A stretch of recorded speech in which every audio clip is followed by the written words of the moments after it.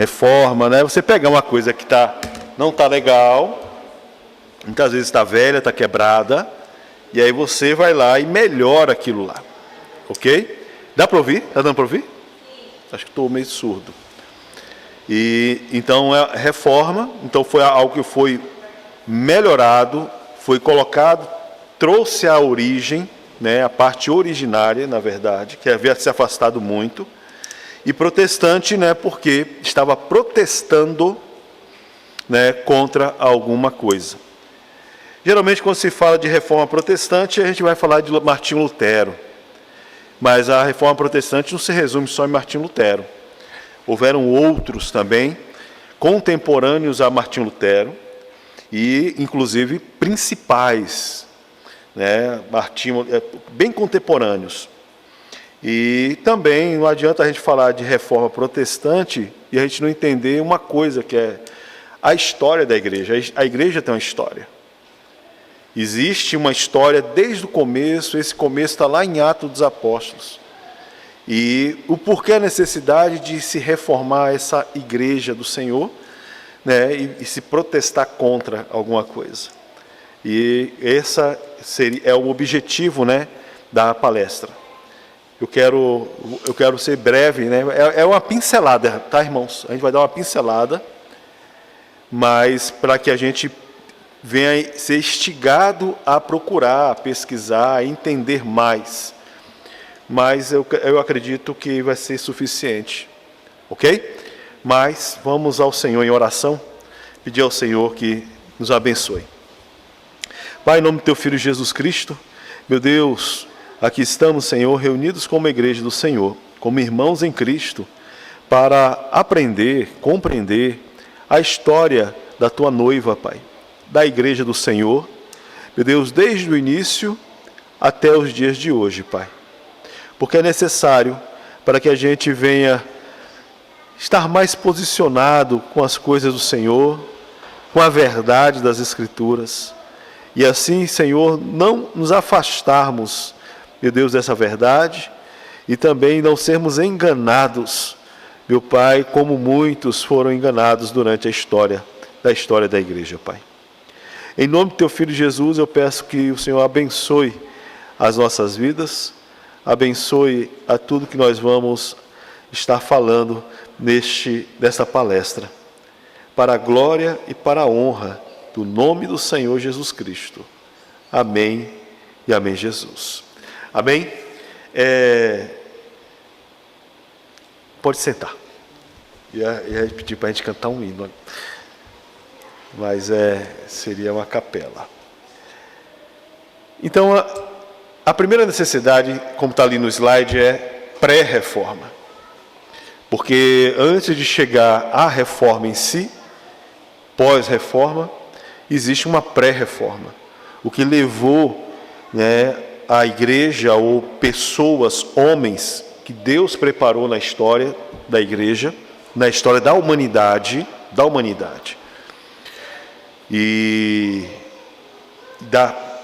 mas existe uma pré-reforma, algo que vem antes. Mas algo que está na minha mente aqui, que não sai da minha mente, eu gosto muito de bandeiras. E tem uma bandeira que é uma cruz vermelha, é isso mesmo? Quem sabe? Que país é que tem uma cruz vermelha? Suíça, né? Suíça é conhecida, né? Porque, me perdoa, tá? Então hoje estou um pouco, mas eu acho que é porque cheguei agora do trabalho. Suíça, né? Suíça tem alguma coisa que a gente conhece de lá, não? Calvinismo? Calvinismo, olha o Douglas, hein? O que mais? Assim, coisas normais da vida. Vamos deixar a religião de lado. Chocolate. Verdade, né? O que mais? O que mais? Queijo suíço, é? Vocês estão bons, hein? Canivete. Canivete suíço, é famoso, né? Canivete suíço. Relógio. Relógio suíço, né? Agora me pergunta aí, pastor, o que tem a ver isso com esse assunto? Pergunta para mim. Nada. É só o quebra-gelo. Mas destar, vou falar que nem minha mãe, né? Destar vocês vão ver. Irmãos, então pré-reforma. Mas para a gente entender, né, sobre a reforma, a gente tem que conhecer a história da igreja. E a pré-reforma foi um período que aconteceu, a reforma antes da reforma protestante, quando Deus levantou homens que mesmo sozinhos, porque realmente, né, eles estavam sozinhos, e Deus levantou esses homens, preparou esses homens, mesmo sozinhos, deram a vida, né, por essa causa, denunciaram o quê? Denunciaram erros da igreja católica, apostólica, e aí nós colocamos romana, ok? Porque a igreja de Cristo, ela é universal, ou melhor, né, ela é católica, porque ele está no mundo inteiro. Ela também é universal, né, que é a mesma coisa de católico, né? Mas a questão é romano. A gente vai entender, né, vai dar uma pincelada no porquê do romano. Eles defenderam a autoridade das escrituras, sola escritura, porque havia se afastado muito disso. E um porquê se afastar do sola escritura. Traduziram a palavra de Deus para o povo comum e pagaram com a própria vida, né, por essa fé. Porque nesse tempo, nesse período, o povo não sabia ler. Não sabia ler.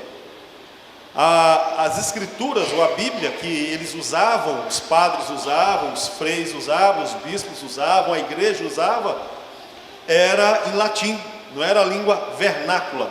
Você sabe o que é a língua vernácula? Língua vernácula é a língua que esse povo fala. Exemplo, a língua vernácula no Japão é o japonês. A língua vernácula lá no Brasil é o português. Entendeu? Quando fala língua vernácula, é a língua que aquele país fala. Então, a Bíblia não estava em língua vernácula, mas ela estava em latim. Aonde fosse, estava em latim. A missa, ou o culto, missa, era celebrado em latim. Então, o povo não sabia nem ler nem escrever na língua vernácula, e a Bíblia que tinha, ou, na verdade, que era só lida pelos sacerdotes, e o culto, né, a missa, era tudo em latim. Ou seja, ninguém entendia nada. Muitas vezes nem os padres liam em latim, mas não sabiam o que estava lendo. Ok, irmãos? Então, por isso que com a reforma protestante, né, ou a pré-reforma, começa, né, a tradução para da palavra de Deus, da Bíblia, para o povo comum. Né? A pré-reforma preparou o quê? O terreno para a reforma protestante.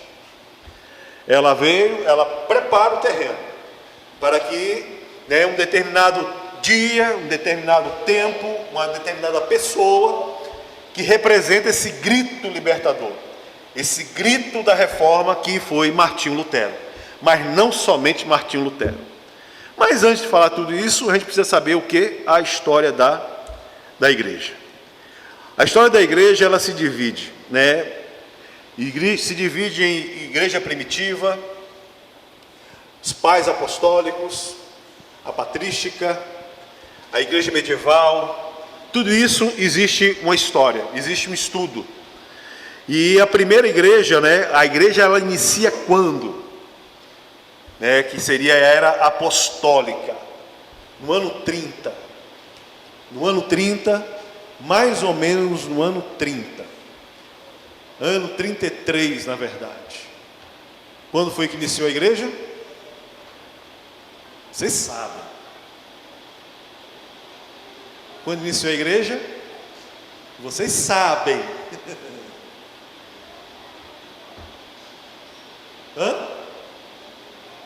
quando iniciou a igreja de Cristo, verdadeiramente a igreja, 120 pessoas, reunidas num cenáculo, esperando a promessa que Cristo falou que seria derramada. Ali começa a igreja. É a primeira. Não, pastor, mas antes teve que Cristo falou com os apóstolos, sim, podemos dizer assim, mas a igreja é formada por pessoas comuns, né? Como hoje a igreja, Cristo não está presente fisicamente, espiritualmente, mas a igreja ela inicia naquele dia, no último dia da festa de Pentecostes. Não ouvi, não ouvi nada, né? Está baixo, né? Está o microfone ligado, né? Começou um dia, e naquele dia, então por volta do ano 33, foi a morte de Cristo. Ele morreu com 33 anos. Então a era apostólica vai de quando? A era apostólica. A era apostólica vai do ano 30, ou do ano 33, até o ano 100. O ano 100. Que é quando morre o último apóstolo. Quem é o último apóstolo? João. João, foi o último apóstolo a morrer. Então a era apostólica está dentro do ano 30 ao ano 100. E o que marca a era apostólica? O início se dá após a ressurreição e ascensão do Senhor.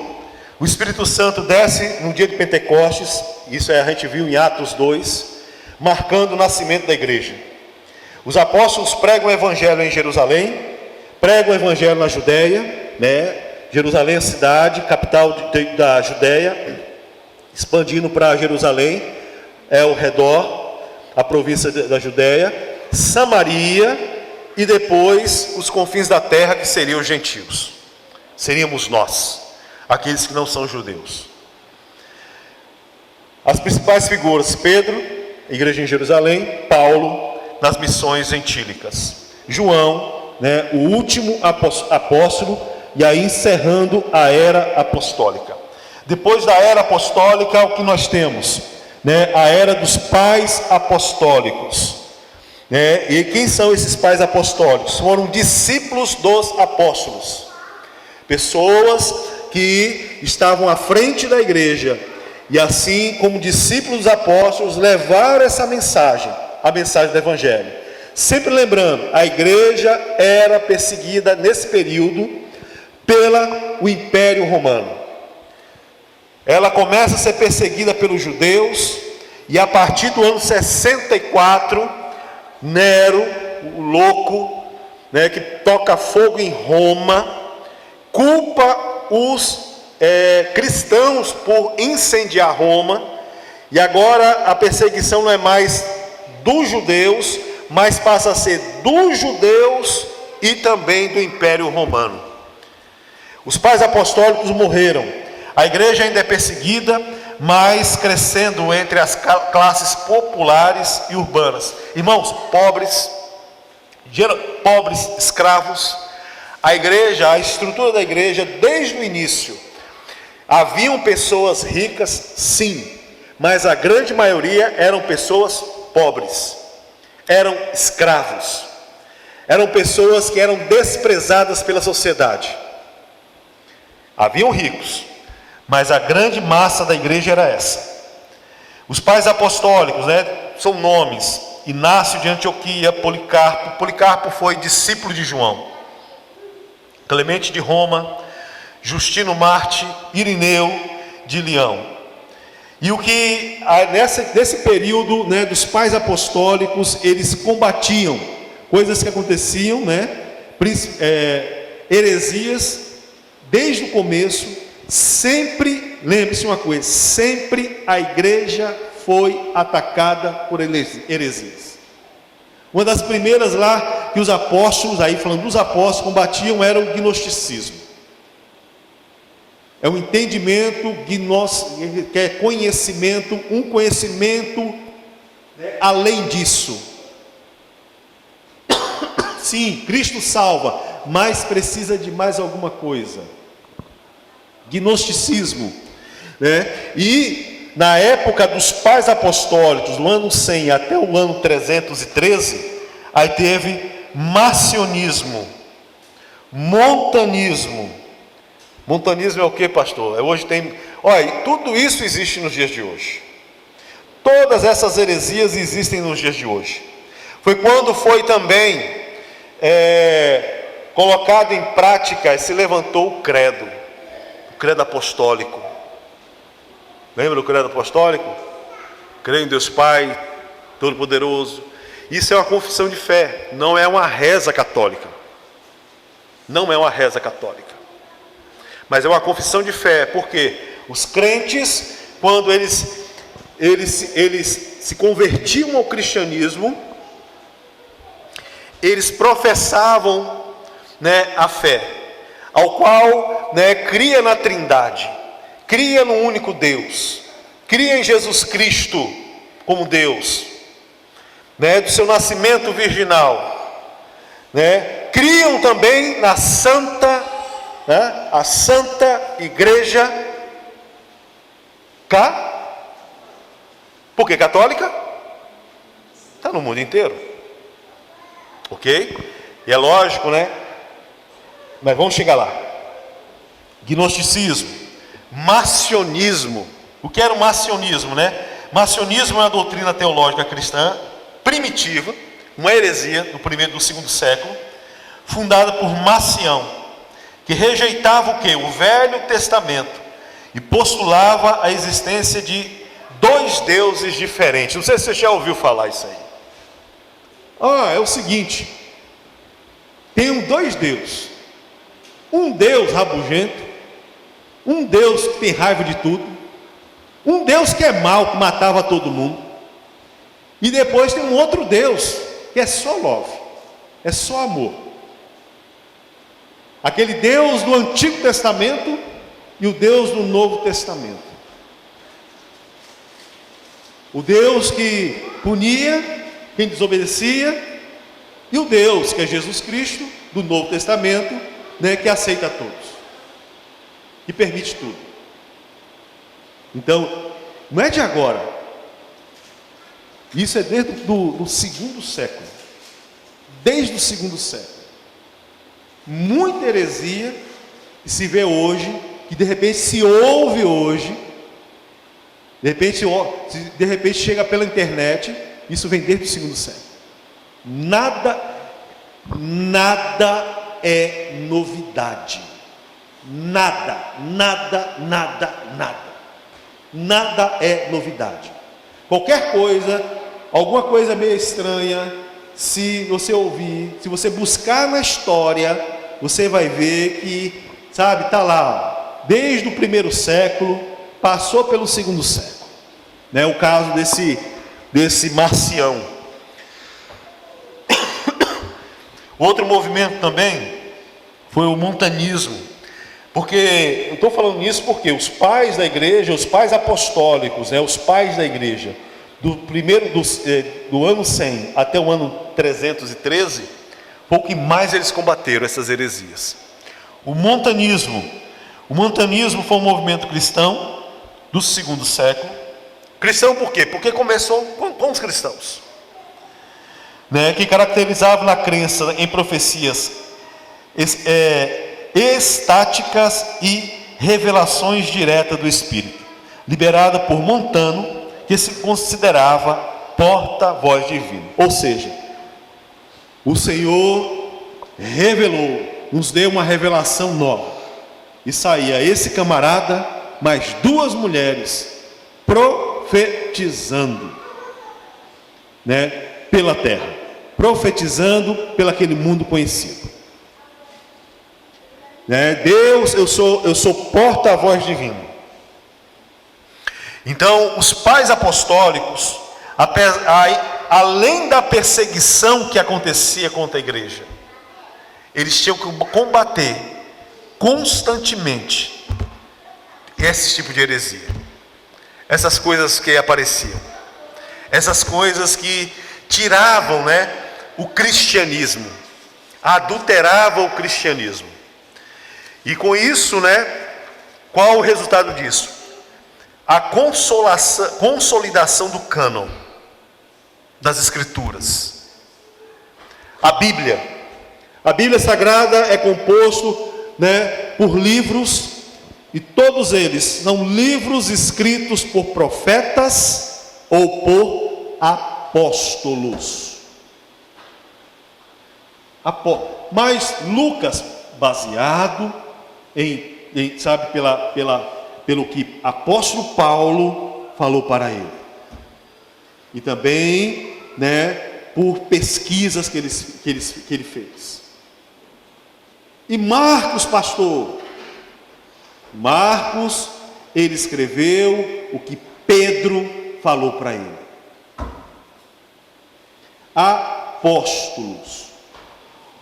A canonicidade tinha ter como testemunhas que viram e presenciaram. Viram cada acontecimento, presenciaram, no intervalo de 100 anos, e aí chega lá os pais apostólicos. Mas existem outros livros, nenhum desses são canônicos, porque eles vieram muitos anos depois. Alguns livros foram 400 anos depois, os mais novos. E eles se chamam apócrifos. Ok, irmãos? Então tem esse período. A igreja apostólica, os pais apostólicos, a luta contra as heresias. E depois disso vem o quê? Da igreja primitiva, a igreja imperial. É aonde a coisa desanda. Quando a igreja ela começa a fazer parte do Estado, do Império. Mas antes dela fazer parte do Império, no ano 300, a igreja imperial, no ano 313, no Edito de Milão, Constantino concede liberdade de cultos dos cristãos. Constantino ele não foi o que uniu a igreja ao Estado, mas foi aquele que liberou os cultos agora. Aqueles cultos que eram feitos em cemitérios, catatumbas, eram feitos às escondidas. Constantino, ele libera. Está liberada agora essa religião.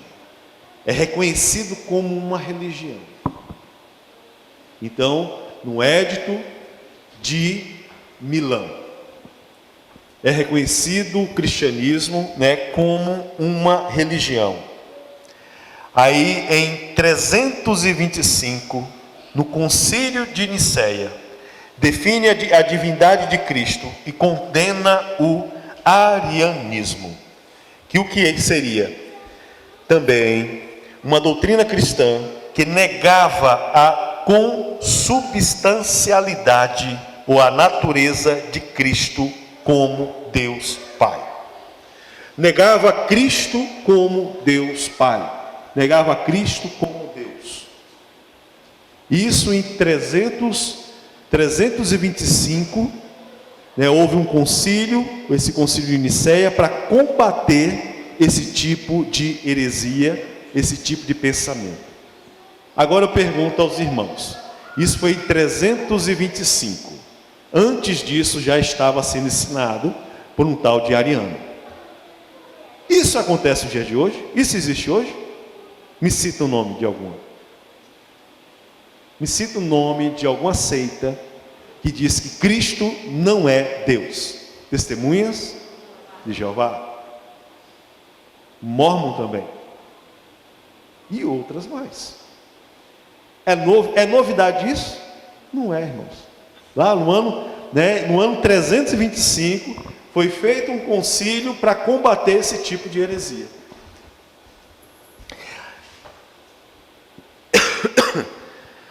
O arianismo foi uma doutrina cristã que negava a consubstancialidade ou a natureza de Cristo como Deus Pai, né?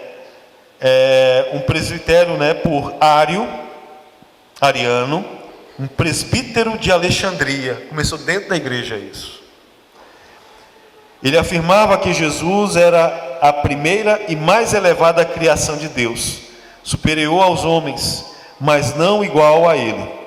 Essa crença foi considerada herética pela igreja e condenada em concílios como Nicéia e Constantinopla. Ok?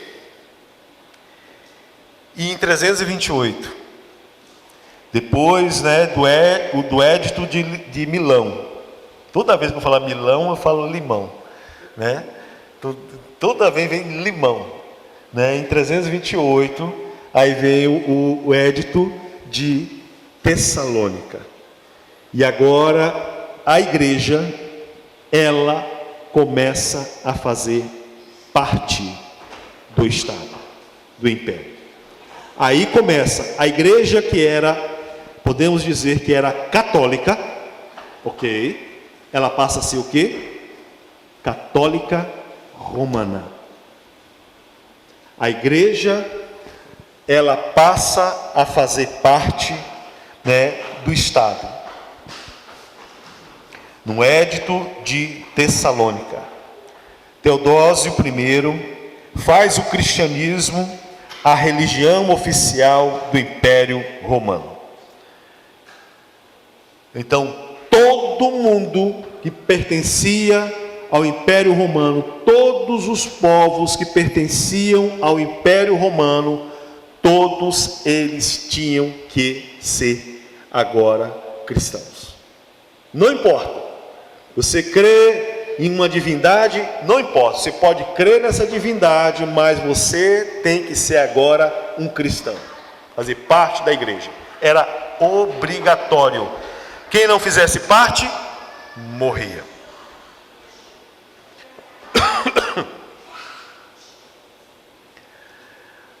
E o que acontece? Na consolidação doutrinária, aquele ponto ali, concílios ecumênicos, né, de Nicéia, Constantinopla, Éfeso e Calcedônia.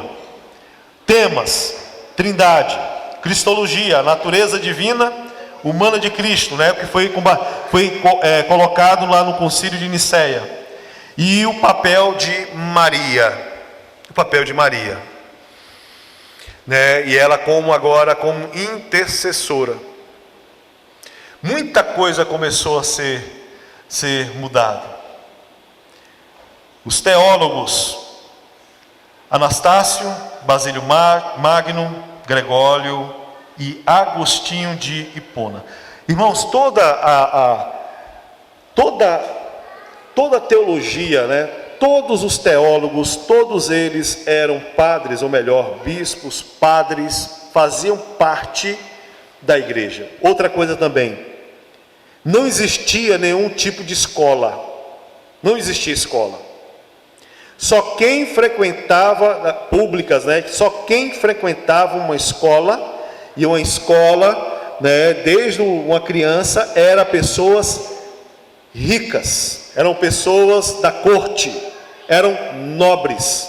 Somente nobres iam para a escola, aprendiam a ler e escrever, e a opção futura era teologia ou direito. Não tinha nenhum outro. Teologia ou direito. Agostinho de Hipona, né, um dos maiores teólogos do Ocidente, enfatizava o quê? Graça, pecado e predestinação. Começa a se destacar alguns ícones que trazem base à doutrina protestante. A doutrina protestante não, na verdade, né, é trazer de volta a doutrina apostólica. Por quê? Com a igreja, né, junta com o Estado, irmãos, você tem que manipular. Você tem que manter um povo ignorante, por isso não tinha escola. Um povo que não era participante dos cultos, por isso que os cultos, né, eram todos em latim. Ninguém entendia nada. A única coisa que entendia era o quê? O amém. Sei o quê, não sei o quê, não sei o quê. Amém. Sei o quê, não sei o quê, não sei o quê em latim. Amém. Ninguém entendia nada. Então tinha que se dominar, fazer esse povo ser subjugado, extrair financeiramente o que tinha e o que não tinha. O maior propósito era esse: peso de impostos, e além dos impostos pelo império, impostos colocados pela igreja, indulgências, que é compra da salvação, né? Outras coisas mais, para dominar as pessoas. E aí vem a pergunta: se eu quero dominar esse povo, que são anos e mais anos, eu tenho que ensinar a verdade para esse povo? Eu tenho que ensinar para esse povo que a salvação é pela graça? É gratuita? Eu não preciso fazer nada para obter a salvação? Como é que ia ter arrecadação? Como é que as pessoas iam pagar as indulgências? Então eu tinha que manter um povo ignorante para ter domínio sobre ele. E tudo que eu pedisse, ou falasse, ordenasse, eles obedeciam. Entendem, irmãos? Então essa foi a estratégia que foi fazendo com que a doutrina da graça, a doutrina da eleição, predestinação, a doutrina apostólica, ela vai ser deixada de lado.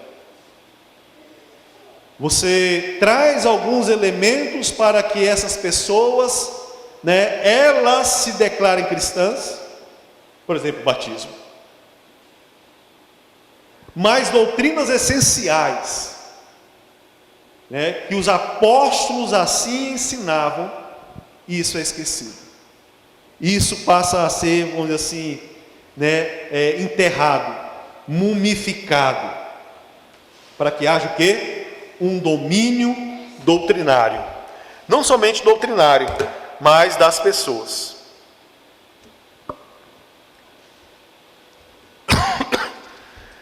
Amém, irmãos? Mais um pulo da igreja, vem para a Idade Média. Na Idade Média alta, né, de 590 a 1054. Quero lembrar, irmãos, sempre lembrando, você mantém pessoas ignorantes, você domina essas pessoas, você tira o que ela tem e o que ela não tem, nega-se a verdade, e passam a ficar, né, pessoas ignorantes e dominadas pelo erro. Na Alta Idade Média, a gente tem Gregório Magno, organiza a igreja e reforça o poder papal. Começa, né, o primeiro Papa, Papa Leão, e era um domínio o domínio papal, muitas vezes até maior do que o império. O monasticismo, né, os monastérios, monges, preservam a cultura, evangelizam a Europa. Bento de Núrcia, Colúmbia, Patrício. A conversão de povos germânicos e celtas. Aí também acontece um cisma entre a igreja católica romana e a igreja ortodoxa, né, no Oriente, que ficava em Constantinopla. E qual era a causa? Diferenças teológicas. E essa diferença se chamava filioque. E o que é isso? A igreja ortodoxa, ela não acreditava que o Espírito Santo, ela não acredita que o Espírito Santo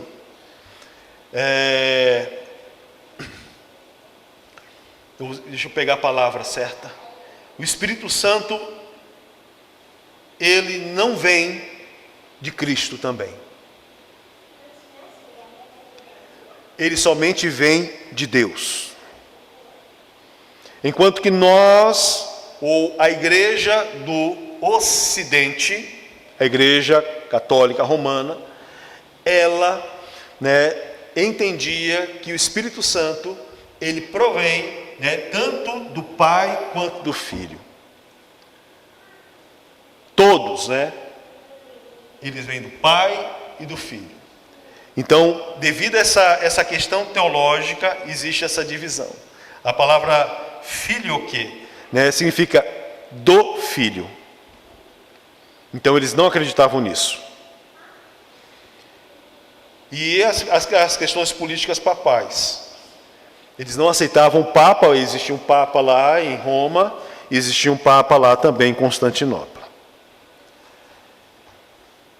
E culturais também, porque em Roma se falava latim. Em Constantinopla, grego. Então existe um cisma, e o que é cisma? É uma rachadura, é um rasgo, uma ruptura. A igreja ali se divide. Mas sempre lembrando aos irmãos, o domínio papal e a escritura, ela não era vista como a palavra de Deus, mas sim ela continha a palavra de Deus. Outra coisa também, a escritura continha a palavra de Deus, ela não era a palavra de Deus. A igreja, ela estava acima da palavra de Deus. O clero, os papas, viviam em alto luxo. Essa era a cara da igreja. Um povo pobre, um povo penando, extraindo muito, muito, muito mais, e o clero, a igreja vivendo ricamente. Está muito diferente dos dias de hoje, em alguns pontos, em alguns lugares? Não. Muita coisa não muda. E com isso, o resultado disso vem os pré-reformadores. Vem a pré-reforma. Diante de uma igreja corrupta, diante de uma igreja ao qual o clero vivia como realeza, diante de uma igreja que não pregava a verdade, a pregação era em latim, ninguém entendia nada, a leitura bíblica, a palavra de Deus também era em latim, e diante disso, vendo a miséria do povo, a ignorância do povo, Deus começa a levantar pré-reformadores. Pré-reformadores. Lembra? Reforma, mudar, mudança, melhorar. Algo que está danificado. Você vai num determinado lugar, tem algo danificado, com o tempo, ferrugem, mal cuidado, aí vai lá e tem que, mudar o papel, pintar, trocar piso. Então, isso é uma forma ilustrativa, a pré-reforma, porque a corrupção, o clero rico está muito longe da palavra, da verdade. Aí Deus começa a preparar, Deus começa a levantar pré-reformadores, homens que deram a sua vida. Existem 3 que eu vou citar, a gente vai citar, antes de chegar na reforma. Wycliffe, John Wycliffe, teólogo e professor inglês, atuou em Oxford e foi uma das primeiras vozes a confrontar os abusos da igreja católica, e acrescento, romana. O que ele defendia? A Bíblia é a única autoridade sobre a fé e prática. ao que hoje nós falamos. É a Bíblia, por quê? A Igreja Católica Romana, ela disse que não é a Bíblia, até hoje é assim, mas sim a Igreja. A Igreja, o papado, está acima da Bíblia, da própria palavra de Deus. Então esse teólogo, ele também era um bispo, era um padre, um professor inglês. Ele começa a confrontar os abusos da igreja, e a Bíblia é a única, não existe nenhuma outra autoridade. A Bíblia não contém a palavra de Deus, a Bíblia é a palavra de Deus. É a palavra de Deus. O que ele faz também, uma contribuição que ele faz. Ele é o primeiro a traduzir a Bíblia, que era em latim, traduz para o inglês, a língua vernácula, o inglês comum.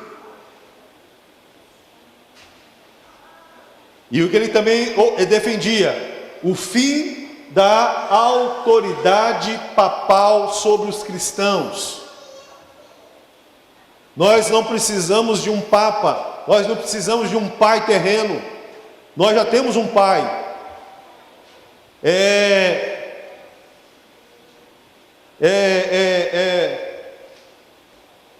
Eu esqueci a palavra.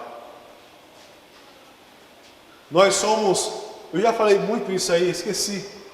É porque não está nesse tema apostólico, né? Nós não sacerdócio universal. Nós não precisamos de alguém que nos represente, de uma autoridade papal. O Papa, ele não é o substituto de Pedro, não.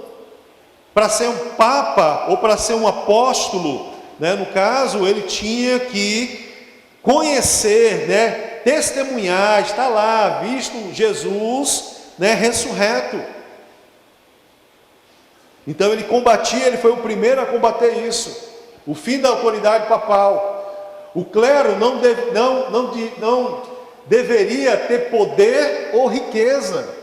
O clero dominava tudo, a igreja dominava tudo, a igreja estava acima de tudo, sabe, até mesmo do império, estava junto do império, era uma coisa só, e riqueza,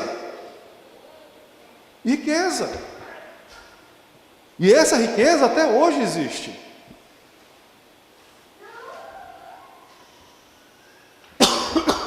O clero não devia ter poder ou riqueza superiores aos leigos. Quem são os leigos? É o povo, somos nós. A ideia que se tinha é que todo trabalho, pensa uma coisa, todo trabalho, tudo que era feito que não fosse a igreja, isso era profano. Isso era profano, não era santo esse trabalho. O verdadeiro trabalho ao qual Deus aprovava era somente o trabalho da igreja, dentro da igreja, a obra de Deus, não. E isso impedia com que pessoas normais, pessoas comuns, não nobres, mas pessoas comuns, elas pudessem trabalhar e ficarem ricas também. Por quê? Era pobreza e ignorância. Domina-se um povo. Se você não ensina, você não instrui um povo, e mantém ele na pobreza, sofrendo, você domina ele facilmente. Ele faz tudo o que você quer. Os seguidores ficaram conhecidos como os Lollards, espelhando suas ideias por toda a Inglaterra. Esse foi o primeiro. Qual foi o fim deste homem? Esse homem morreu de morte natural, mas depois o corpo dele foi desenterrado e foi martirizado. Olha só. Quem fez isso? A igreja, Então ele foi um mártir, sim, pós-morte. Viu que o filho morreu naturalmente, mas suas ideias foram condenadas como heresia anos depois. Em 1415, o Concílio de Constança determinou a exumação dos seus ossos, que foram queimados publicamente e jogados no rio Swift, como punição simbólica. Olha que loucura, gente. Olha que loucura. Por quê? Combatendo a igreja, o império, a falta da doutrina, né? A autoridade das escrituras é maior do que a autoridade da igreja. Isso que ele ensinava, a autoridade das escrituras é maior do que a autoridade da igreja. A autoridade da Bíblia está acima da igreja. Esse foi o ponto que ele combatia. Jan Hus, sacerdote e professor da Universidade de Praga, inspirado por Wilkefield, passou a pregar a necessidade de uma igreja santa e fiel às Escrituras. Esses pré-reformadores, né, o ponto era esse, irmãos, né? A igreja, ela voltar às Escrituras, a igreja ser submissa às Escrituras, a Bíblia como autoridade final acima do Papa.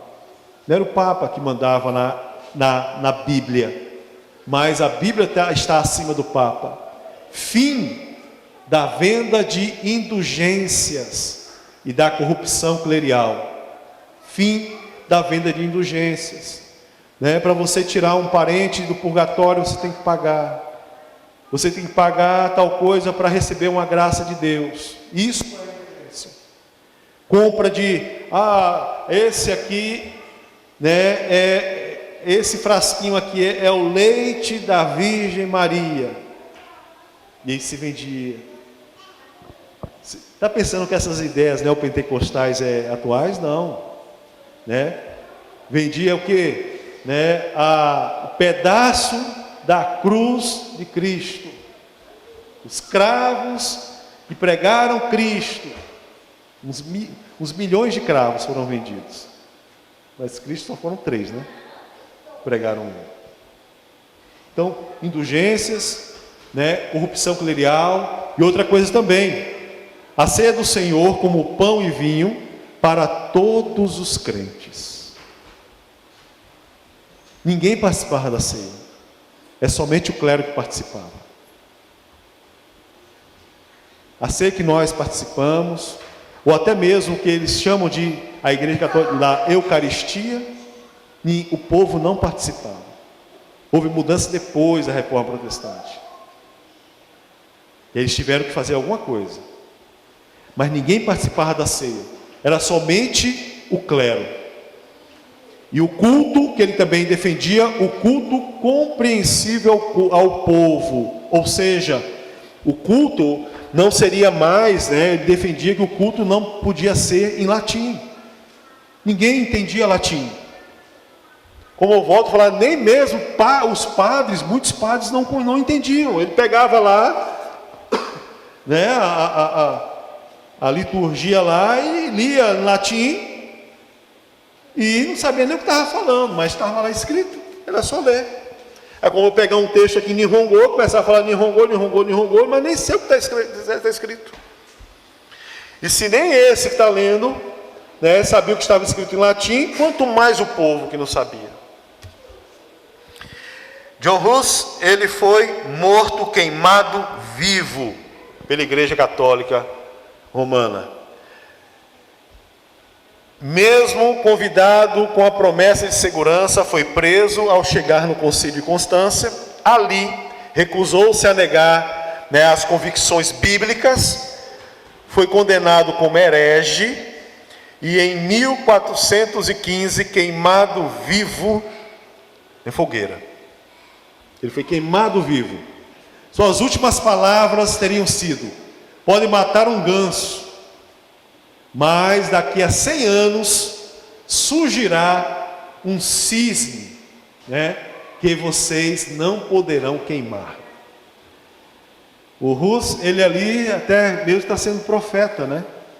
Porque depois de 100 anos aqui, né? Isso foi em 1415, 100 anos depois, praticamente 100 anos, 102 anos, esse cisne surge, esse cisne grita, né? Que é Martinho Lutero. Martinho Lutero.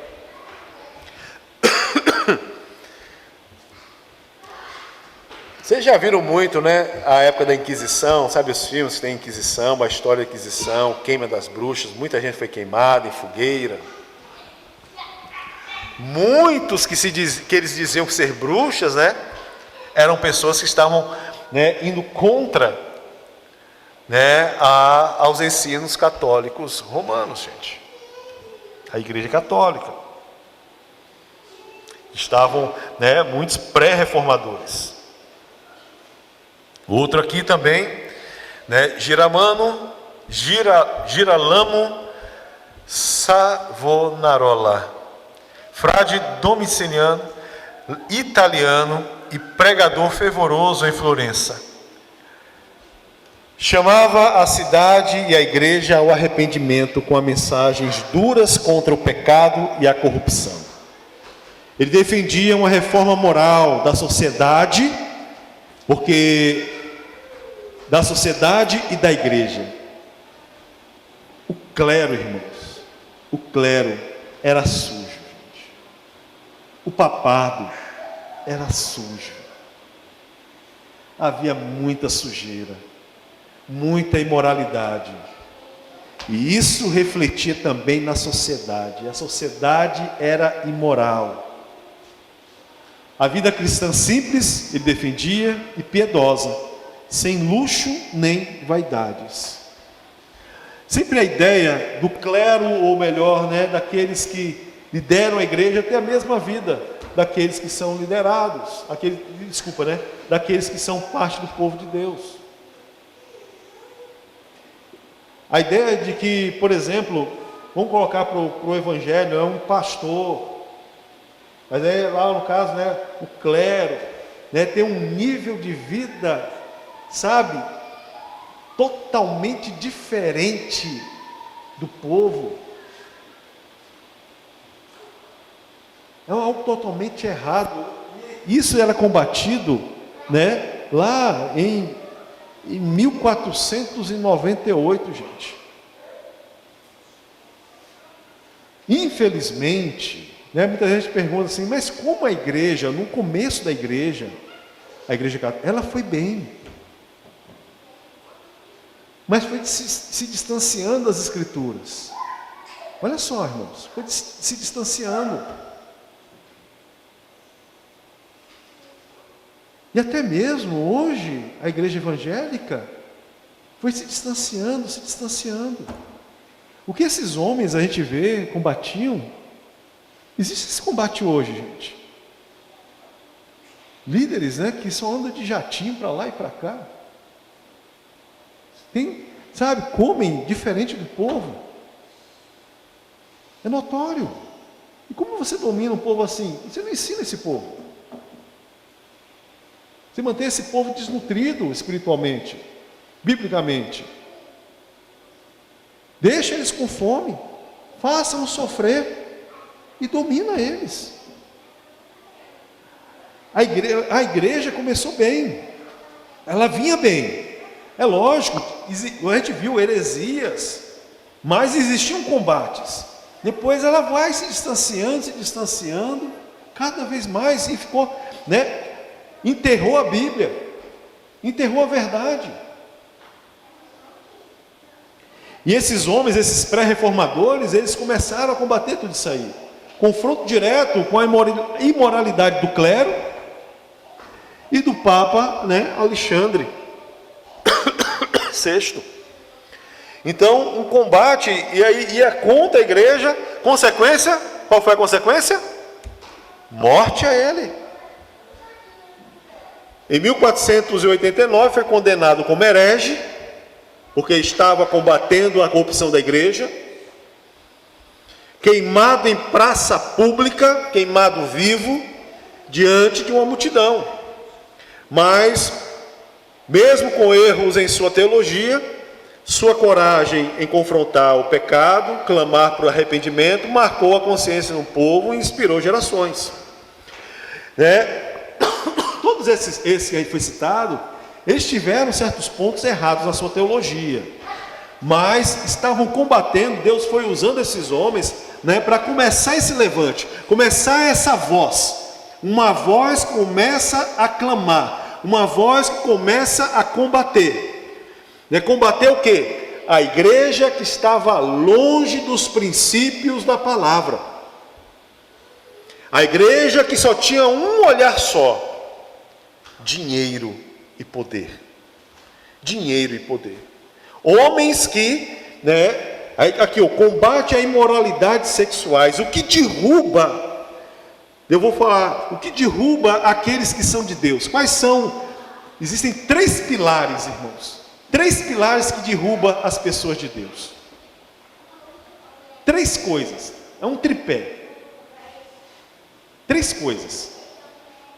E aí, de uma forma geral: sexo, dinheiro e poder. Se nós olharmos, ali, a gente está vendo isso aí: dinheiro, poder e moralidade. Imoralidade. São 3 pilares, ou melhor, 3, é um tripé. Isso derrubou e derruba muitas pessoas de Deus. Eu ia dizer homens de Deus, mas também mulheres também. A imoralidade sexual, o dinheiro, a ganância e o poder. Se achar superior aos outros, muito superior aos outros. Os escândalos estão nisso aí. O tempo virá em que os homens estarão loucos, e ao verem os sãos, atacarão dizendo: tu estás louco. Os homens estarão tão loucos quando vê alguém são, alguém que vive a verdade, alguém que clama, prega a verdade, vai dizer o quê? Esse bando de louco. Não é verdade, gente? Esse bando de louco vai para a igreja dia de domingo. Esse bando de louco, trabalha a semana inteira. O dia que tem para dormir até mais tarde, está na igreja. É um povo maluco. Não, irritação. Eles que são loucos. Ok, irmãos? Ok? Alguma pergunta? Alguma pergunta? Talvez eu possa responder. Depende da sua pergunta, muitas vezes não. A gente estudou isso aí há anos atrás, um pouco da história. Alguma pergunta? Sabe o que? Vocês viram que é interessante? Que até mesmo com relação às heresias, ou até mesmo o que eles combatiam, o que eu quero que os irmãos peguem, que infelizmente, a Igreja Católica, ela começou bem, chegou a um ponto, principalmente desandou quando entrou o Estado, o Estado, mas, houve esses que se levantaram agora. E se a gente, infelizmente, com evangélicos protestantes, porque a igreja evangélica ela começa, depois da reforma protestante, ali começa a igreja evangélica. E a igreja passa a ser, tem que ser bíblica, a evangélica tem que ser bíblica, ok? E, infelizmente, da mesma forma, pode ver, ela foi se distanciando. Foi se distanciando da verdade. Foi se distanciando. Coisas que eram combatidas lá, e pré-reformadores, reformadores combateram. Hoje, você vê isso, cara. Você observar, você vai ver pontos assim,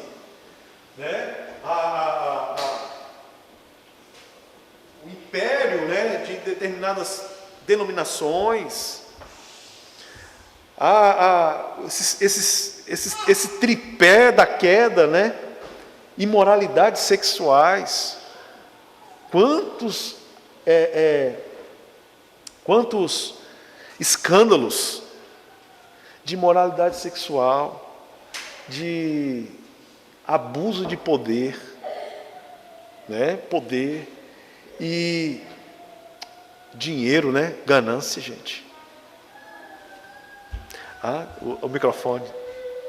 Desculpa. É o cuidado, né?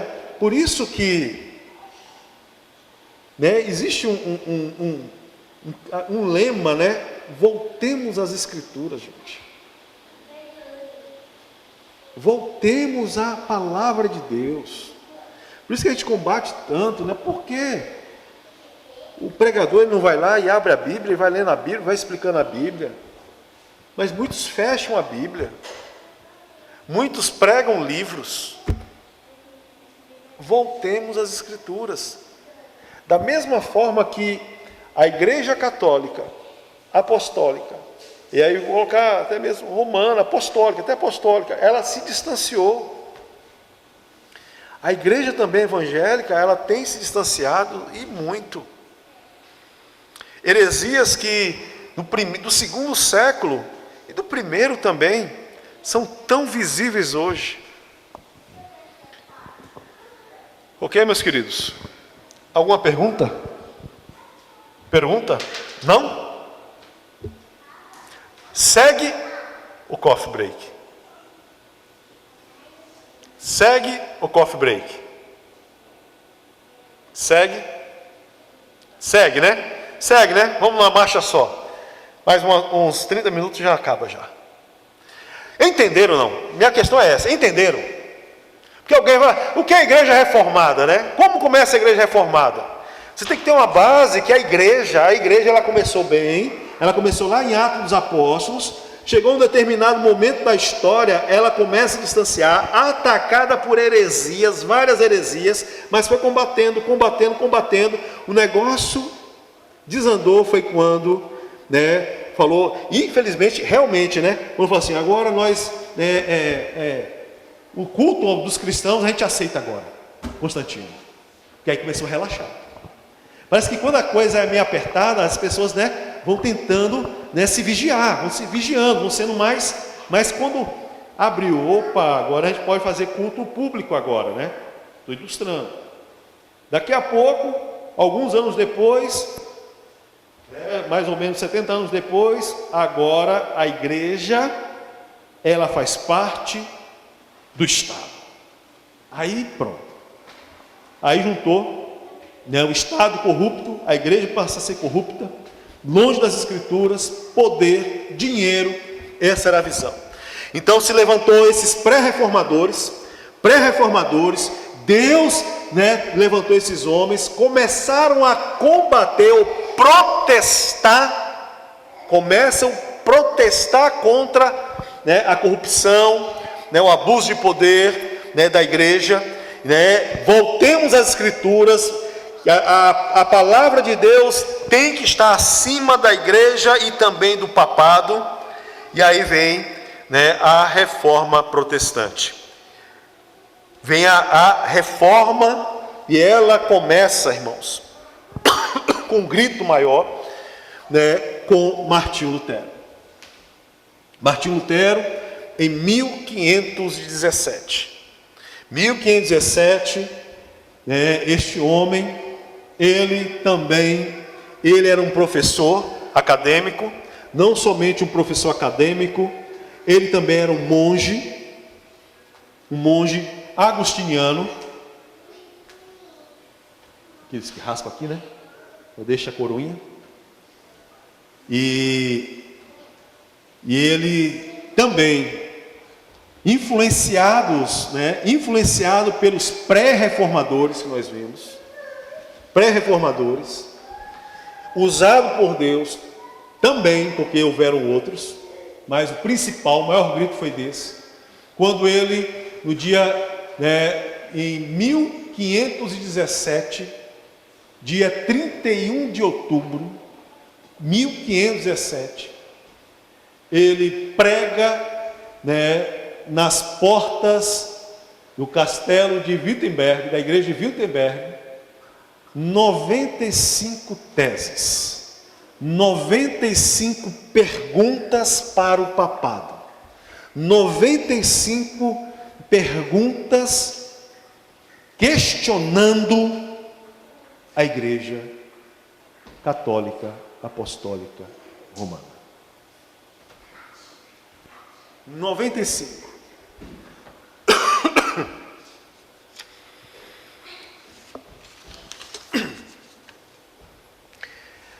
Martinho Lutero publica as 95 teses em Wittenberg, na cidade de Wittenberg, denunciando os abusos das indulgências, e ali começa o marco inicial da reforma protestante.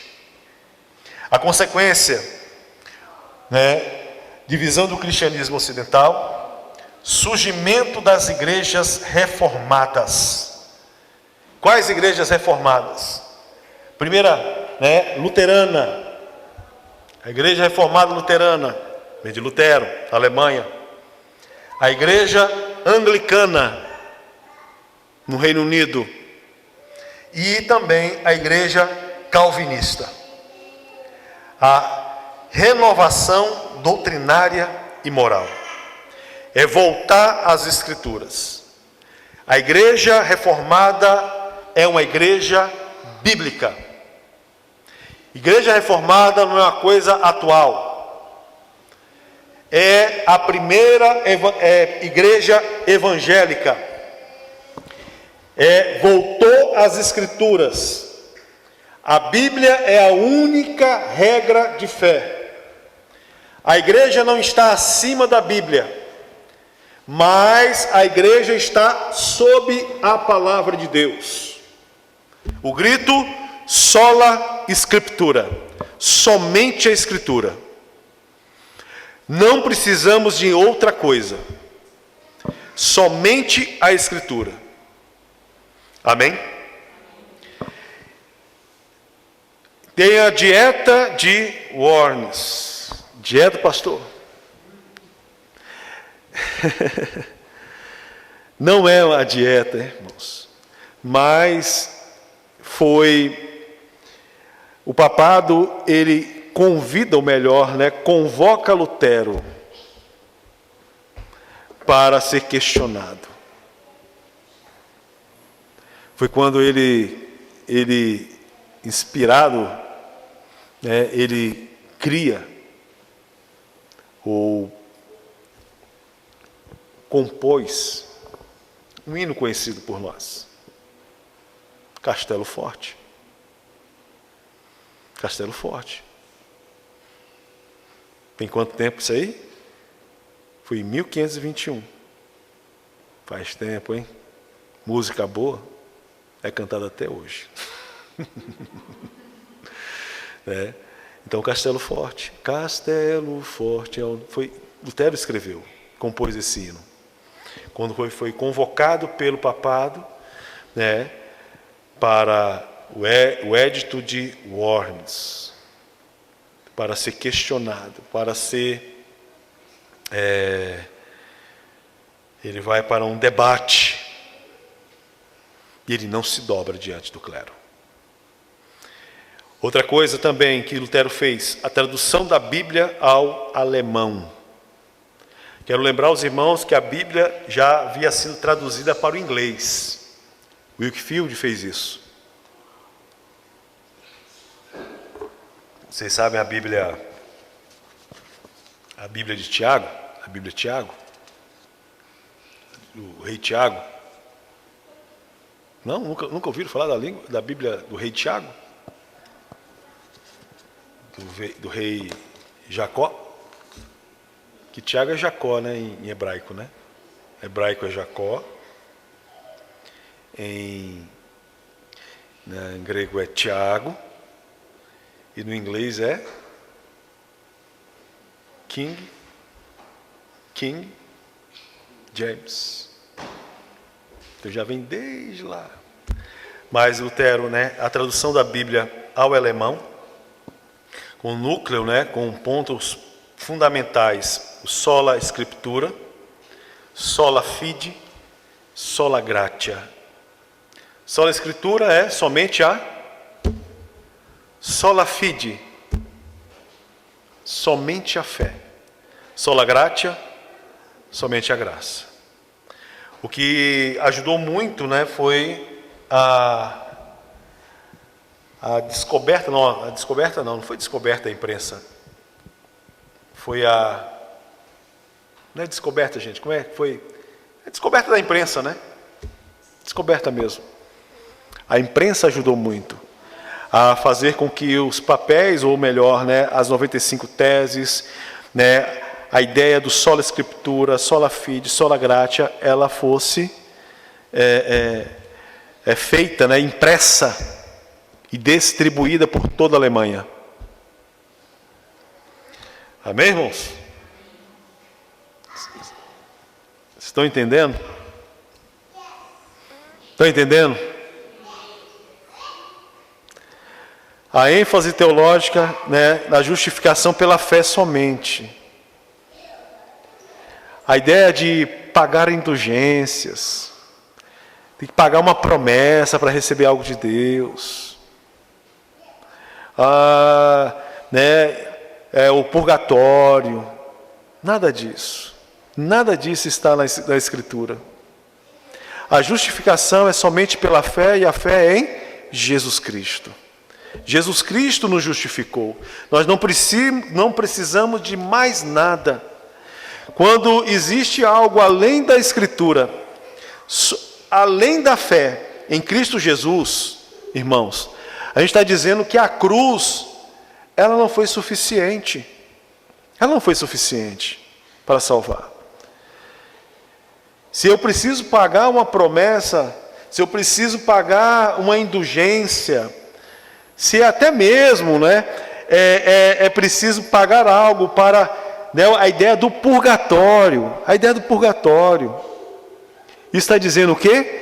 Que a cruz de Cristo não é suficiente para a salvação. É um erro. É uma heresia. Os sacramentos, né, o batismo e a ceia. Lutero e a igreja luterana, eles declaram, né, a presença real. O pão e o cálice, né, o pão e o vinho, é a presença real, é a consubstanciação. Você sabe o que é isso? Né? Consubstanciação. Os elementos da ceia, né? Lutero trouxe isso do catolicismo romano. Né? Os elementos da ceia, o pão e o cálice, né? Eu falo cálice, né, ou vinho, eles se transformam literalmente na carne e no sangue de Cristo. Ok? E isso, né, a igreja luterana, ela ensina isso. Mas não é isso. Porque tem gosto de carne? É pão, é uma simbologia. Tem gosto de sangue? Também não. O sacerdócio de todos os crentes é o sacerdócio universal. Nós não precisamos de um intercessor humano. Já temos o Senhor, nosso advogado. Ok? Todos nós temos acesso a Deus, ao Pai, graças a Jesus Cristo. Amém, irmãos? Então precisa de um sacerdote, de um padre, de um papa. E a liturgia em vernáculo. O que é vernáculo? A língua que se fala naquele país, naquela cidade, né? E o canto é congregacional, o que nós, né, cantamos juntos. Não era somente só o clero que cantava, o coral do clero. Somente eles podiam cantar, porque né, a plebe, né, os leigos não podiam porque eram imundos.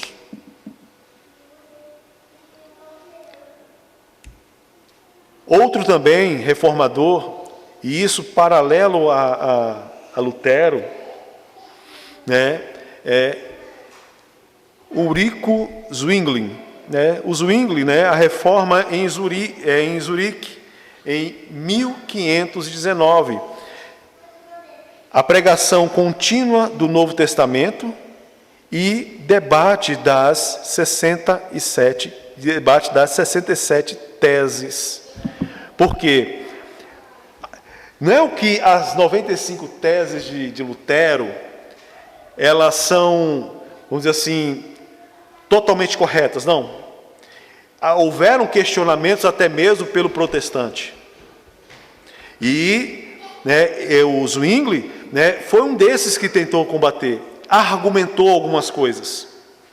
Né, e a gente vai ver também um ponto lá que também a igreja anglicana, né, e a igreja anglicana ela vê também de outra maneira.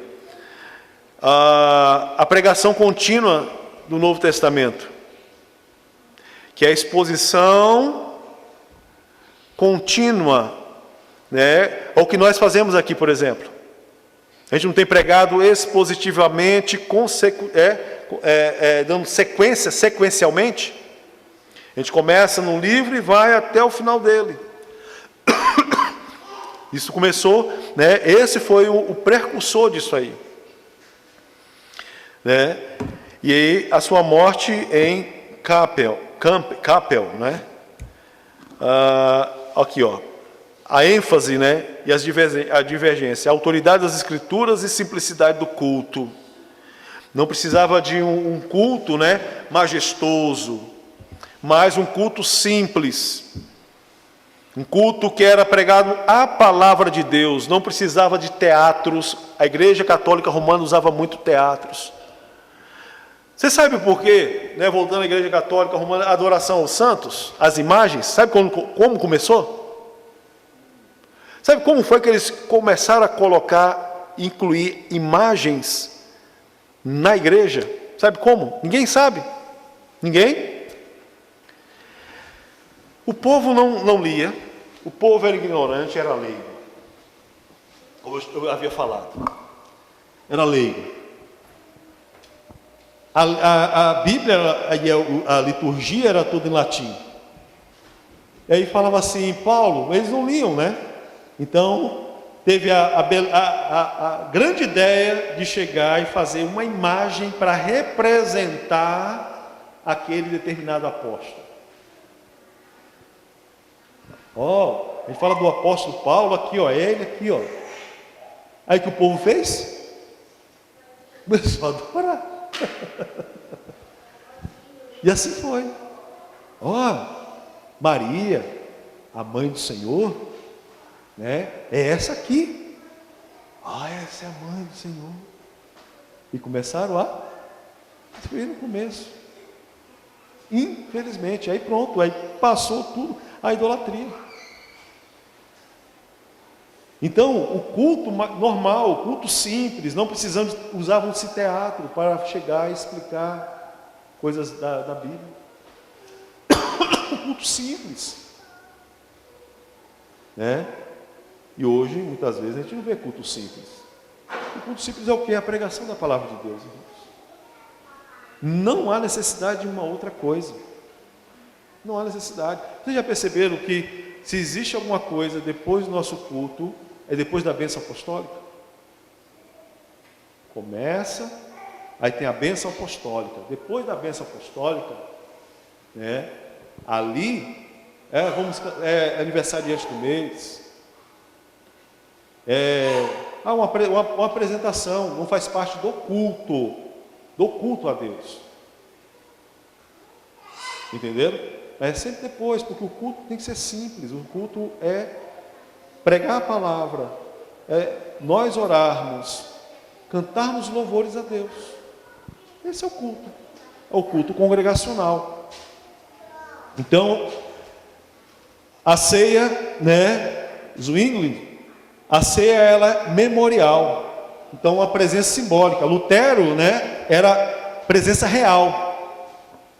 É a presença real.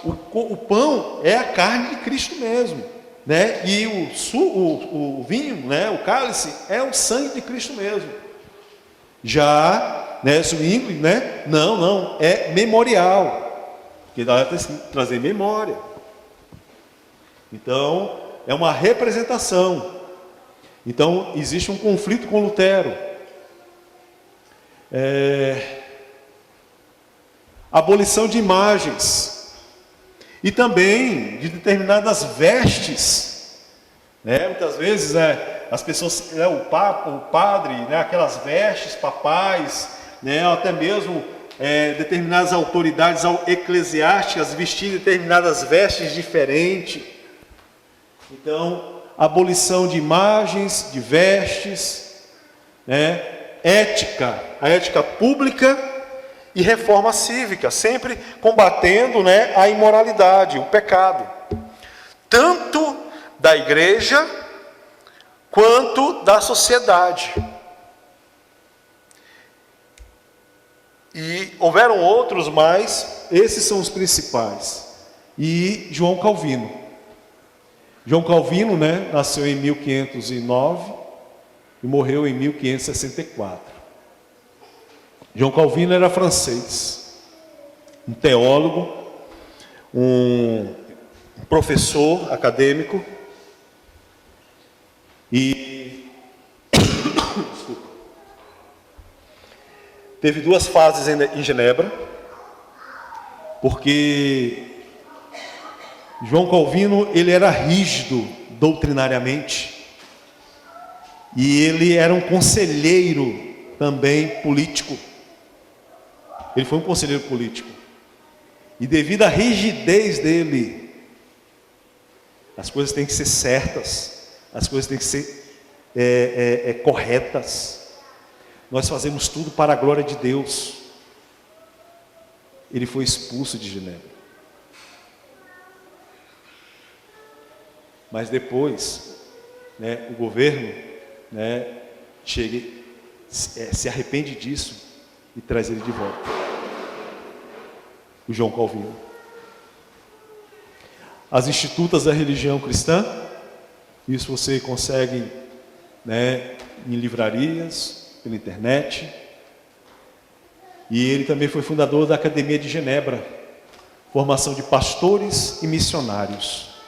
João Calvino foi responsável pelo envio de missionários para o mundo inteiro. Missionários protestantes, né, evangélicos. Inclusive até no Brasil. No Brasil, né, missionários franceses foram enviados e foram mortos pela Igreja Católica na Baía de Guanabara. Também responsável também pelo envio de missionários até ali para Recife. Sabe lá no Brasil, Recife? Onde nossa história, né? Nos livros da história que nós temos no Brasil, que tudo é influenciado pelo catolicismo romano, diz que houve a invasão. Quem é bom de história aí? Em Recife. Invasão.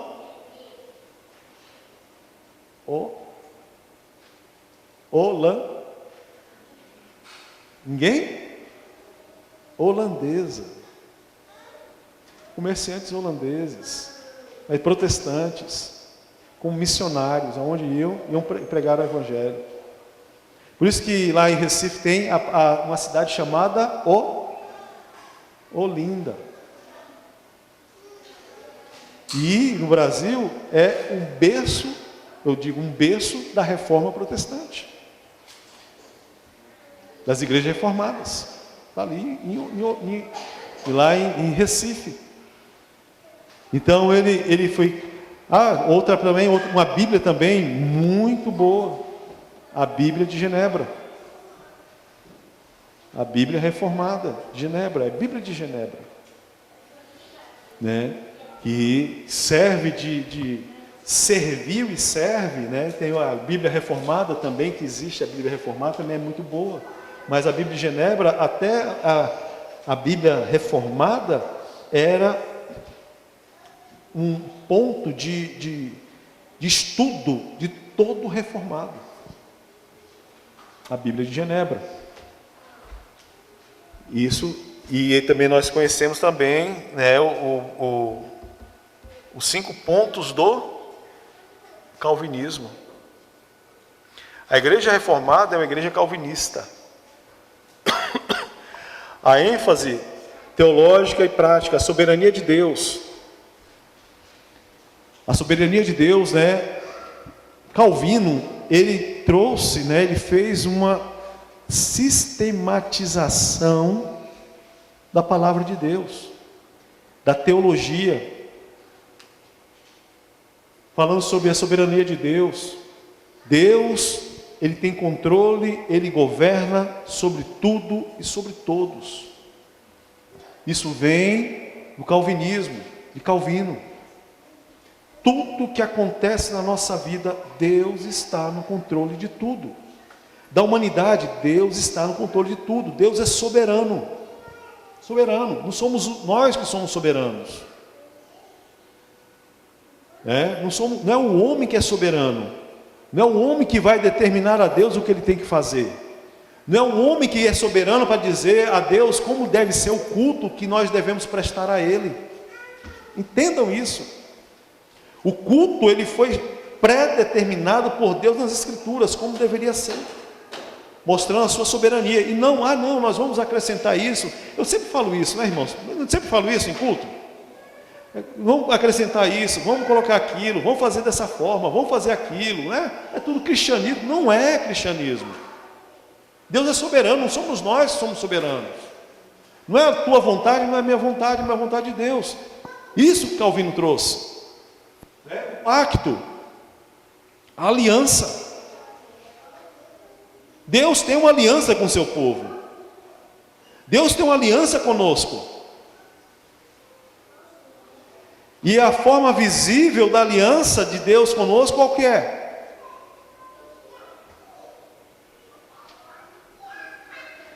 No Antigo Testamento, a antiga aliança, tinha uma forma visível de se ver que aquela pessoa, Deus tinha uma aliança com aquele povo. Qual que era? Qual? Fala alto. Circuncisão, fala lá. Circuncisão. E no Novo Testamento? Na nova aliança? Batismo. Batismo. Batismo. Batismo infantil. Não vem da igreja católica. Vem da igreja apostólica. Dos apóstolos. Espera até domingo para você ver. Cai bem certinho. Na pregação de domingo tem esse ponto. O pacto, Deus tem um pacto conosco. E o símbolo visível do pacto de Deus na nova aliança é o batismo. É o batismo. De toda uma casa, de toda uma família.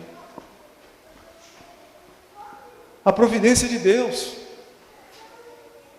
Deus, por exemplo, Deus tem controle da história e Ele tem providência em tudo. Em tudo. Muitas vezes alguém, a gente vê ali a providência de Deus, a gente viu nos pré-reformadores, que influenciaram os reformadores. Por exemplo, Lutero. A graça soberana, a eleição. Não foi vós, não foi vós que escolhestes a mim, mas eu escolhi vós. Jesus falou. As ovelhas que meu Pai me deu. A eleição, antes da fundação do mundo.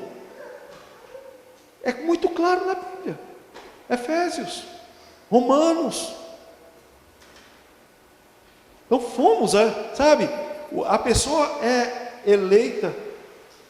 Vai chegar um determinado momento da história da vida dela, Deus chama essa pessoa. Deus chama essa pessoa. e chama essa pessoa de forma irresistível a se unir a Cristo. A união com Cristo, a palavra, né, a Bíblia Sagrada, a pregação da palavra, os sacramentos. E o que nós cremos, os elementos da ceia, não é somente memorial. Não é somente trazer em memória um Cristo, né, que um dia celebrou a ceia. Mas o Cristo, ele está presente espiritualmente. Está presente espiritualmente, né, nos elementos da ceia, na ceia e no culto. Aonde se está falando, pregando a palavra de Deus, Cristo está presente. Cristo está presente. Aonde está reunido 2 ou mais em meu nome, ali estarei. Então, os elementos da ceia, né? A ceia, a presença espiritual de Cristo na ceia. E o governo da igreja. O governo da igreja, não mais pelo clero, não mais pelo imperador, pelo papado, mas presbíteros, pastores. Irmãos, eu oro,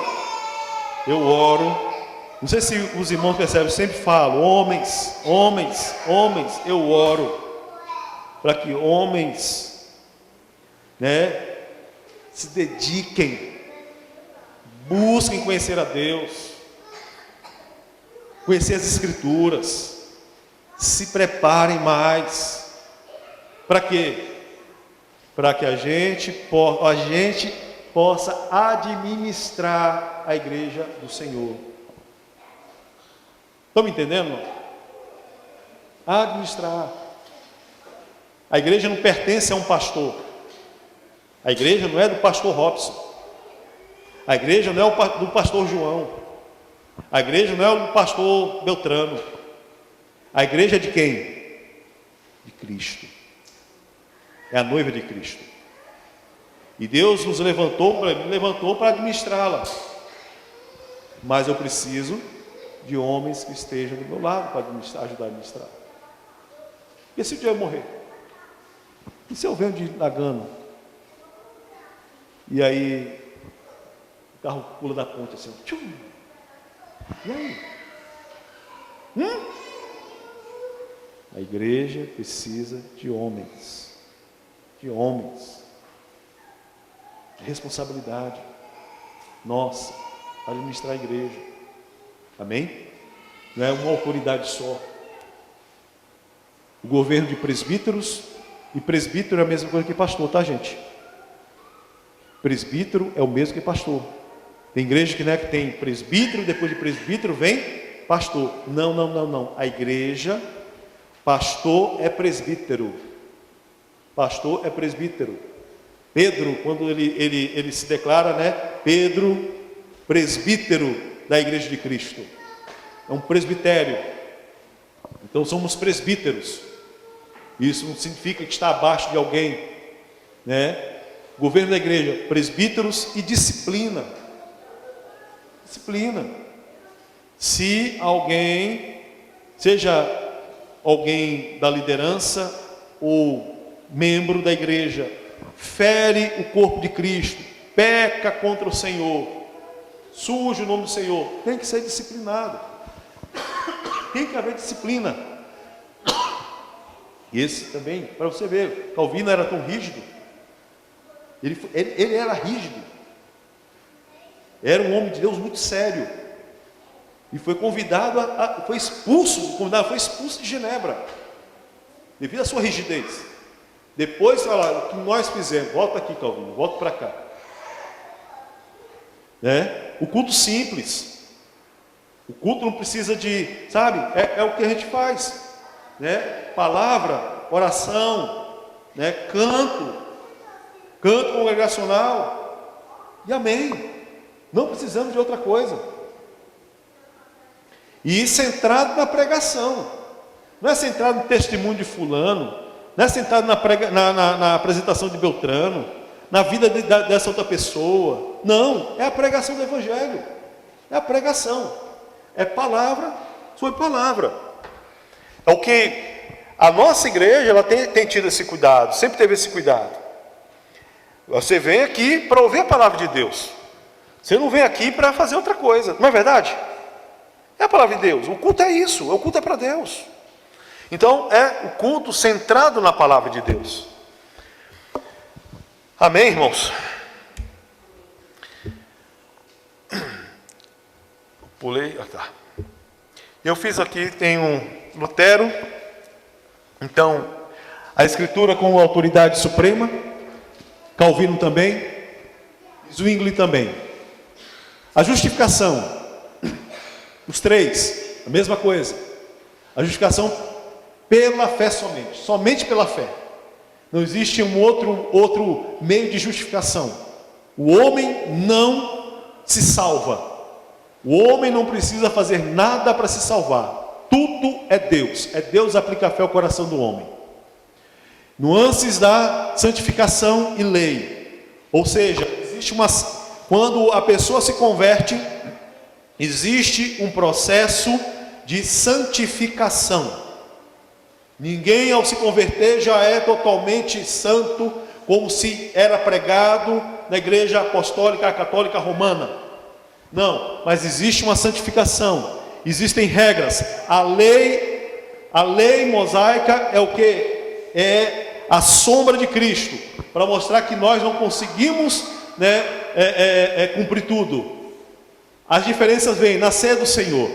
Na ceia do Senhor, Lutero é a consubstanciação.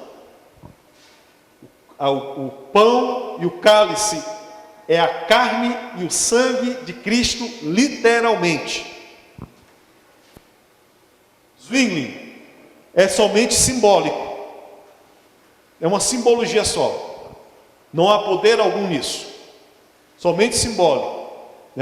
Representa algo de um Deus, do Senhor lá no passado, junto com os apóstolos, celebrando a última ceia. Calvino, não. Existe a presença espiritual do Senhor. E esses elementos, sim, eles têm poder. É o poder, existe poder para nos ajudar, reforçar, fortificar a nossa fé, a nossa caminhada. E os cultos? Lutero ainda, conversa com o que não contraria a Escritura.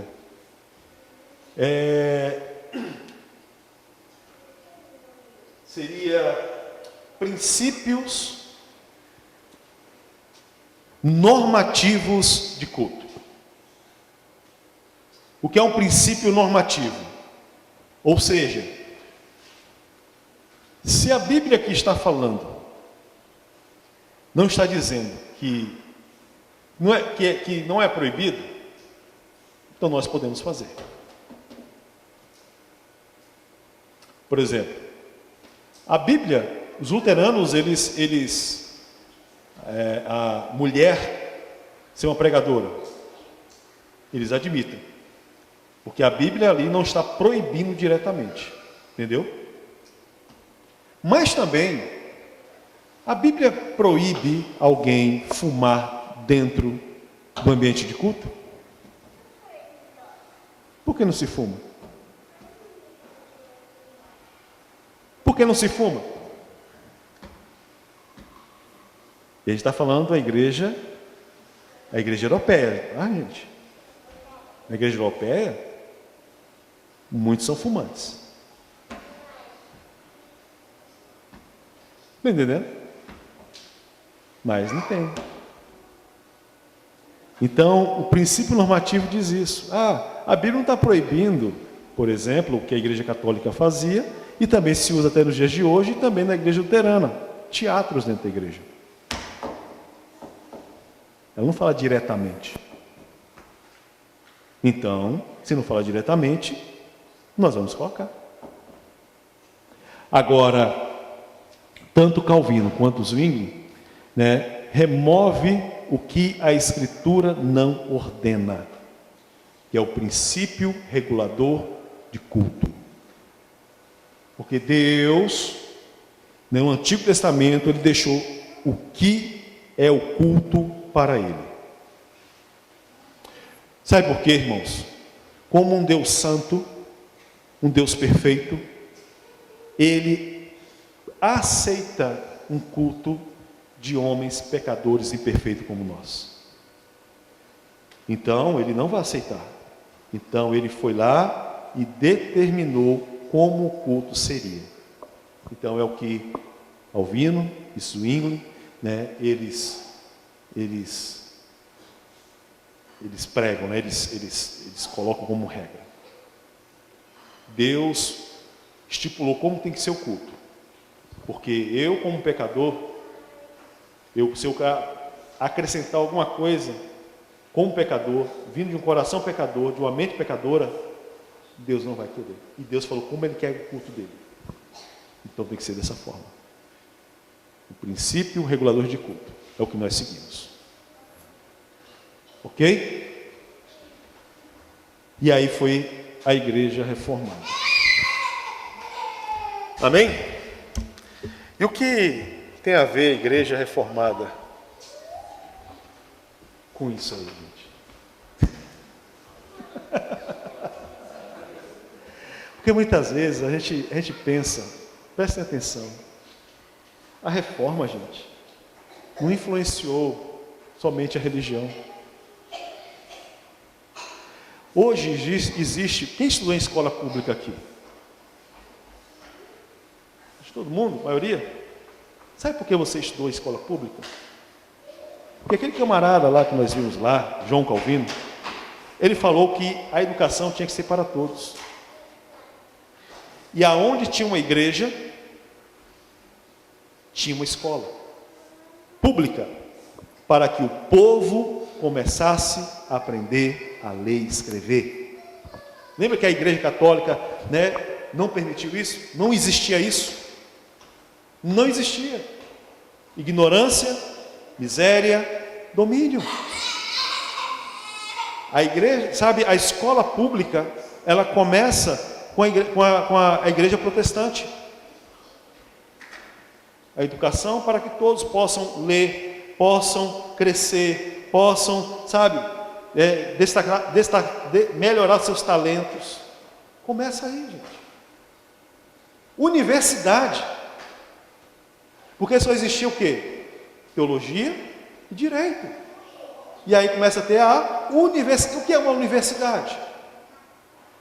É uma escola superior que tem teologia, direito, matemática, ciências, né? Física, engenharia e assim vai. Universidade. Começa como? Com a igreja, com a reforma protestante. As universidades mais influentes do mundo, as melhores do mundo, elas são o quê? Protestantes. Harvard. Você vai pegar lá, tem símbolos da cristãos. E muitas outras.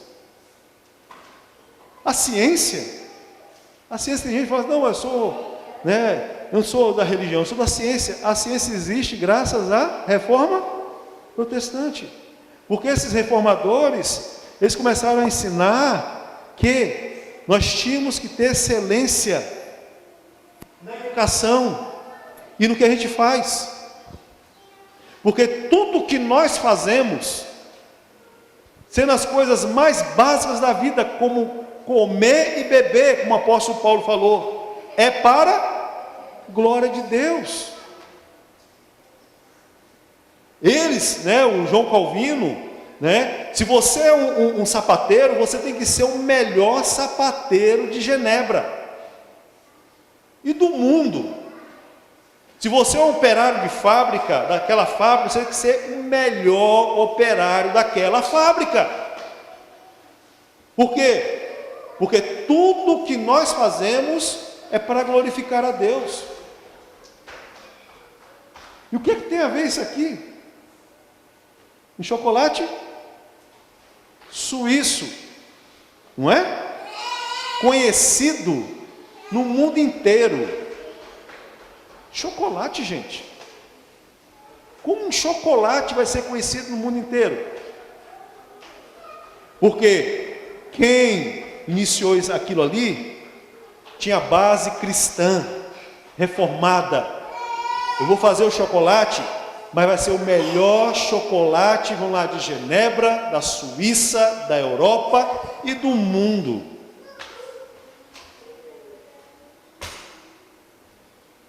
Reforma protestante? Ah, um canivete. Todo mundo olha para aquilo e fala assim, é um canivete? Por quê? Não, você tem que ser, não sei quem faz canivete, caniveteiro, o melhor caniveteiro do mundo. Mas é, gente. E um relógio conhecido no mundo inteiro, pela sua precisão, pela sua engenharia. O relógio sul. Por quê? E de onde isso, gente? Reforma protestante, gente. A reforma protestante não trouxe, não é somente com relação à religião, mas de uma vida, ou melhor, da vida de países. Eu pergunto a vocês, nós moramos no Japão, não é verdade? E a Suíça, hein? E a Suíça, gente? Graças ao quê? Deus levantar homens na história para trazer o verdadeiro evangelho. Porque as coisas mais simples, quer comais, quer bebais, vai sair tudo para a glória de Deus. Não é somente religião, é vida, é a nossa vida, é o nosso, até mesmo, não é a palavra, vamos tirar, não estou falando do Novo Testamento, a palavra testemunha, que é usada lá, mas nosso testemunho, como cristão, como um povo que é temente a Deus, e faz tudo para a glória de Deus. Amém? Vamos orar. Em Jesus.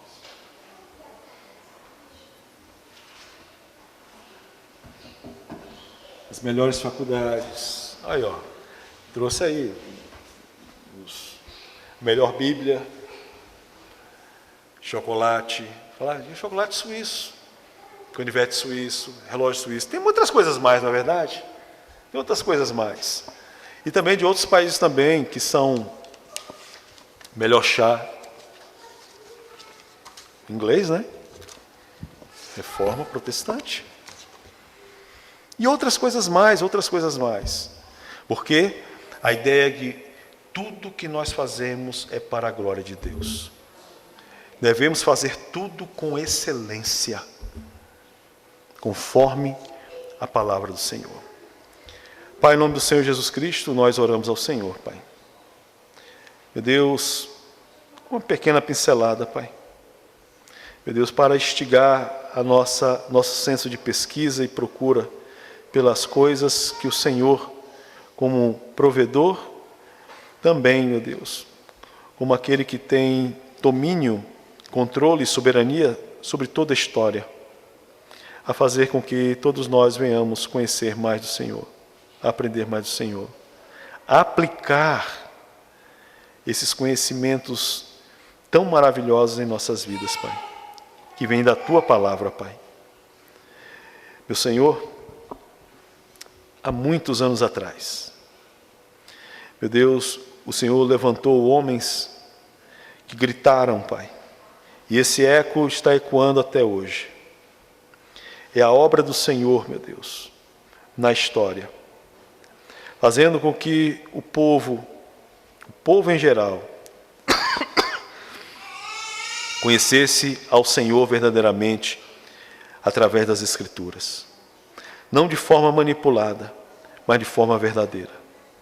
Aplicando esse conhecimento em suas vidas, em temor e adoração ao Senhor. E assim, Pai, meu Deus, gerando frutos que são percebidos em todo o mundo, em toda a história da humanidade, Pai. Que o Senhor venha conservar, meu Deus, a nós, meu Deus, conforme a Tua vontade nas Escrituras Sagradas.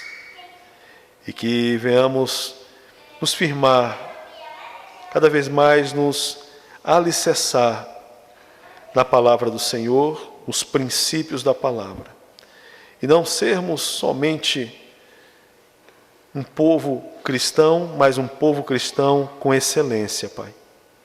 Um povo cristão temente ao Senhor. Um povo que faz parte da aliança do Senhor. Que o Senhor derrame graça, meu Deus, sobre as nossas vidas. Abençoe a todos nós. Abençoe a todo alimento que nós vamos estar comendo, Pai. Te damos graças. Te louvamos. Em nome do Teu Filho Jesus. Amém. Amém, Jesus Cristo. Amém, irmãos? Deus abençoe a todos. Em nome de Jesus Cristo.